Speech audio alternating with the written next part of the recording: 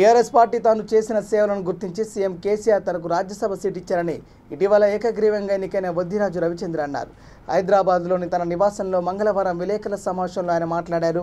తన గెలుపు కోసం కృషి చేసిన రాష్ట్ర మంత్రులకు, ఎంపీలకు, ఎమ్మెల్యేలకు, ఎమ్మెల్సీలకు ఆయన కృతజ్ఞతలు తెలియజేశారు. గొప్ప అనుభూతిగా ఉంది.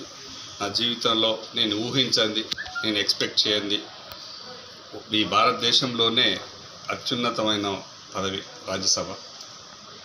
ఆ ఎగువ సభకు రాజ్యసభకు నన్ను నామినేట్ చేసి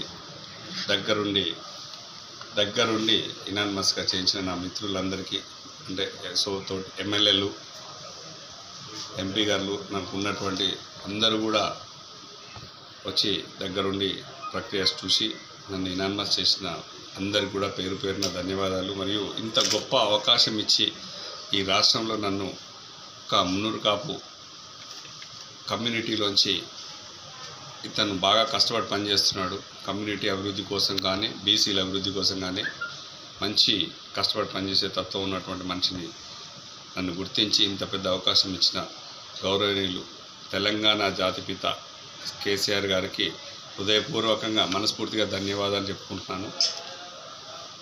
ఇట్లాంటి ఇంత మంచి అవకాశం ఇచ్చిన సార్కి తెలంగాణలో జరుగుతున్నటువంటి అభివృద్ధిని పూర్తిగా ఇక్కడ జరుగుతున్న అభివృద్ధి మొత్తం రాజ్యసభలో సారు సూచనల మేరకు నాకు వీలైనంత సారు సూచనల మేరకు ఫాలో అవుతూ తెలంగాణలో జరుగుతున్న అభివృద్ధి మొత్తం భారతదేశంలో ఖ్యాతి పెంపొంచే విధంగా పార్టీ పటిష్టతకు ఖచ్చితంగా పనిచేస్తానని చెప్పి మనస్ఫూర్తిగా చెప్తున్నాను. జై తెలంగాణ. వరంగల్ జిల్లా వాసులకు సందేశం.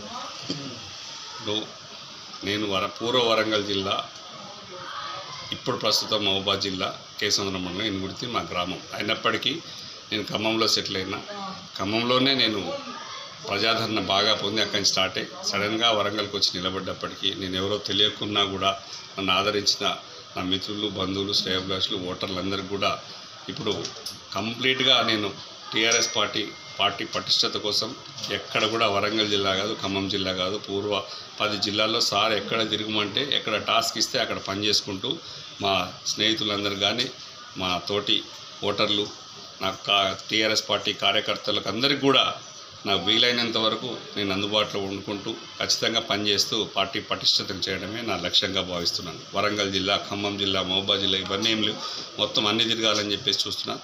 అందులో బీసీల కోసం కష్టపడి బీసీలందరినీ కూడా అభివృద్ధి చేసే విధంగా ప్రయాణం నాకు సాగుతుంది.